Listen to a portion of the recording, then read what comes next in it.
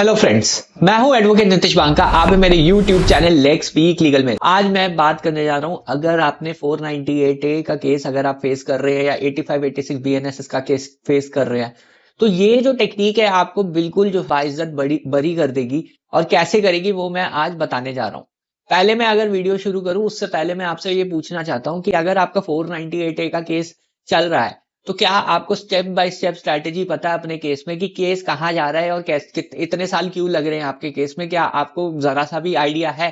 अगर आप simply blame कर देते हैं अपने लॉयर को या लीगल एडवाइजर को, तो आप अपने केस से कभी बाहर नहीं निकलेंगे और सालों साल ये केसेस चलते रहेंगे। अपनी केसेस आपकी खुद की रिस्पॉन्सिबिलिटी है। अगर वो ढंग से हैंडल नहीं हो रहे हैं तो ये चीज आप ही के ऊपर है। क्या मैं सही बोल रहा हूं? कमेंट कीजिए जरूर। मैं चाहता हूं कि 2026 में आप अपने केसेस से बाहर निकले, अपनी लाइफ जो है फ्री रखें। और अगर आपके केसेस सही तरीके से नहीं चल रहे हैं तो आप कुछ ना कुछ करें जिससे वजह से आपका जो केसेस है वो अपनी लाइन पे आए। कमेंट कीजिए कितना आप सेटिस्फाइड हैं अपने केसेस पे के लिए, कितना कॉन्फिडेंट हैं आप अपने केसेस के लिए। कमेंट कीजिए ताकि मुझे पता चले कि कितने लोग कॉन्फिडेंट है अपने केसेस के लिए। तो अगर आप कहते हैं कि नहीं जी मेरे को कुछ नहीं पता, मेरा पता ही नहीं स्ट्रैटेजी क्या होनी है केस की, कोई बात नहीं, कमेंट कीजिए ताकि पता चले और कितने लोग हैं ऐसे। आप जब तक बताएंगे नहीं तब तक प्रॉब्लम सॉल्व नहीं होगी। दूसरी चीज है, अब आ रहा हूं मैं ये टेक्निक के बारे में। देखिए 498A का केस हो गया, उसके बाद असली खेल स्ट्रैटेजी का शुरू होता है कि क्या उसमें स्ट्रैटेजी आपको अपनानी चाहिए कि कैसे आप इससे जल्दी से जल्दी बाहर हो जाए या एक्विटल हो जाए। आपने जो है क्वेश्चनिंग ट्राई किया, आपने जो है डिस्चार्ज ट्राई किया, रिजल्ट जो रहा नेगेटिव, कोई बात नहीं, घबराने की जरूरत नहीं है।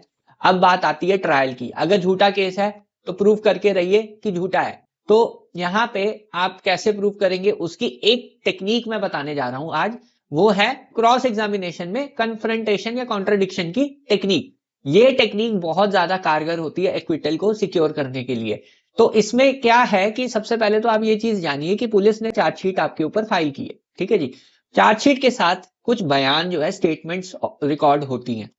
अब आप कहेंगे कि जी ये स्टेटमेंट क्या है? ये स्टेटमेंट 161 की स्टेटमेंट होती है। जो जो विटनेसेस पुलिस एग्जामिन करती है अपनी तफ्तीश के दौरान, उनकी जो है स्टेटमेंट, एक एक व्यक्ति की स्टेटमेंट उन उसमें रिकॉर्ड हो जाती है। जब वो स्टेटमेंट रिकॉर्ड हो गई है तो वो चार्जशीट का पार्ट होती है, चार्जशीट के साथ फाइल कर दी जाती है। पर मैं आपको एक चीज बताऊं, उसकी कोई एविडेंशियली वैल्यू नहीं होती है। तो आप कहेंगे वकील साहब जब उसकी एविडेंशियरी वैल्यू नहीं है तो फिर इसका फायदा ही क्या है हमें? क्या इसे हम ना एविडेंस की तरह यूज कर सकते हैं ना कुछ है? आप इसे एविडेंस की तरह यूज कर सकते हैं, बट उसकी टेक्निक है वो मैं बता रहा हूं, बहुत कम लोग इस्तेमाल करते हैं। मैं आपको डायरेक्ट बता रहा हूं। देखिए क्या होता है कि जब भी केस एविडेंस स्टेज पे आ गया है अब आपका, तो ट्रायल शुरू हो गया। अब यहाँ पे क्या होगा, यहाँ पे आप की जो वाइफ की स्टेटमेंट है वो रिकॉर्ड होगी। पहला विटनेस वाइफ होती है, उसकी स्टेटमेंट रिकॉर्ड हो गई, उसकी स्टेटमेंट रिकॉर्ड हो गई, अंडर ओथ हो गया। इसे हम एग्जामिनेशन इन चीफ कहते हैं। अब बात आएगी जिरा की, यानी आपकी क्रॉस एग्जामिनेशन की स्टेज हो गई। अब जब आप क्रॉस एग्जामिन करेंगे तब ये 161 के बयान आप कन्फ्रंट कर सकते हैं, यूज कर सकते हैं। एक एग्जाम्पल के तौर पे मैं समझा देता हूं। अब वाइफ ने कहा कि मेरे से जी 10 लाख रुपए दहेज मांगा गया, अपनी स्टेटमेंट में ये कह रही है। पर जो पुलिस को उसने स्टेटमेंट दी, उसने ये बोला कि मेरे से 20 लाख रुपए की डिमांड की गई या 25 लाख रुपए की। यहां पे एक तरीके से आपने कॉन्ट्राडिक्शन स्टेटमेंट वाइफ ने दी है, वो आपने पकड़ ली वहां पे। अब आपका की ड्यूटी है, आपके लॉयर की ड्यूटी ये बनती है कि वो जो है वो स्टेटमेंट पिक करेगा, जो आपकी एग्जामिनेशन इन चीफ की स्टेटमेंट है वो पिक करेगा और उसे कन्फ्रंट कराएगा कि पुलिस को तो आपने ये बोला जी 20 लाख रुपए की डिमांड थी, आप यहां पे 10 लाख रुपए कह रहे हो। तो ये एक तरीके से एक क्वेश्चन बन जाता है। जब आप ऐसा क्वेश्चन पूछते हैं तब वाइफ या तो हाँ या ना में जवाब देगी कि हाँ मैंने पुलिस को यही स्टेटमेंट दी थी कि 20 लाख रुपए की डिमांड की थी और यहाँ पे मैं 10 लाख कह रही हूँ। तो यहाँ पे बिल्कुल बिल्कुल कॉन्ट्रडिक्शन प्रूव हो गया, ऑन रिकॉर्ड आ गया। वाइफ ये भी कह सकती है नहीं जी पुलिस ने गलत रिकॉर्ड किया, मैंने तो 10 लाख ही बोला था, पुलिस ने जो है गलती से 20 लाख रुपए बोल दिया। ठीक है जी, कोई बात नहीं।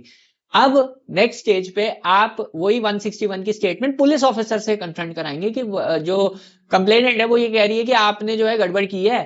वो ये कह रही है कि आपने 10 की जगह 20 लाख रुपए या 20 लाख की जगह 10 लाख रुपए रिकॉर्ड कर दिया है, गलत रिकॉर्ड किया आपने स्टेटमेंट। पुलिस ऑफिसर ऑब्वियसली अपने आप को डिफेंड करेगा। वो बोलेगा नहीं जी कंप्लेनेंट ने यही स्टेटमेंट दी, एज इट इज मैंने जो है लिखी हैं, तो मैंने कोई गलती नहीं की। तो यहाँ पे बिल्कुल कॉन्ट्रडिक्शन हो जाएगा, पुलिस का वर्जन कुछ और है, कंप्लेनेंट का वर्जन कुछ और है। जब केस में ऐसे कॉन्ट्रडिक्शन आ जाते हैं तो वहां पे आपका जो ट्रायल है वो आपके फेवर में पूरा पूरा आ जाएगा। आपका जो एक्विटल हो सकता है, क्योंकि बेनिफिट ऑफ डाउट क्रिएट हो गए, एक तरीके से डाउट क्रिएट हो गए प्रोसिक्यूशन के वर्जन पे। एक तरफ वो 10 लाख रुपए की डिमांड कंप्लेनेंट कह रही है और 20 लाख रुपए की डिमांड जो है ऑलरेडी वहां पे है। तो यहाँ पे बिल्कुल कॉन्ट्राडिक्टरी वर्जन्स जो हैं आ गए ऑन रिकॉर्ड, और जब ये कॉन्ट्राडिक्टरी वर्जन्स आ जाते हैं तो केस पूरा का पूरा आपके फेवर में आ जाता है और केस जो है आपके फेवर में ही डिसाइड होता है। तो ये चीज ध्यान रखिए, और ऐसे बहुत सारे कॉन्ट्रडिक्शन आप अपने केस में ला सकते हैं।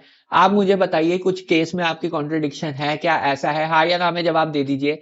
आपको एग्जैक्ट डिटेल्स शेयर करने की जरूरत नहीं है, मेरे को भी पता है आपका केस सेंसिटिव है, अभी ट्रायल पे चल रहा है, बट आप बताइए कि ऐसी सिचुएशन आपके साथ भी है या नहीं है, ताकि मैं जो है देख पाऊं कि कितने लोग अवेयर हैं इस प्रॉब्लम और इस सोल्यूशन या इस स्ट्रैटेजी से। दूसरी चीज मैं आपको ये बता रहा हूं, इसके लिए मैंने एक आर्टिकल भी लिखा है, आप जो है डिस्क्रिप्शन बॉक्स में एग्जैक्ट केस स्ट्रैटेजी देख सकते हैं विद जजमेंट्स। तो वो आप जरूर देखिए कि कैसे जो है 161 की जो टेक्निक है आप अपने केसेस में इस्तेमाल कर सकते हैं। और जानकारी चाहिए तो आप मेरा व्हाट्सएप ग्रुप भी ज्वाइन कर सकते हैं, जो कि डिस्क्रिप्शन बॉक्स में उसका लिंक है।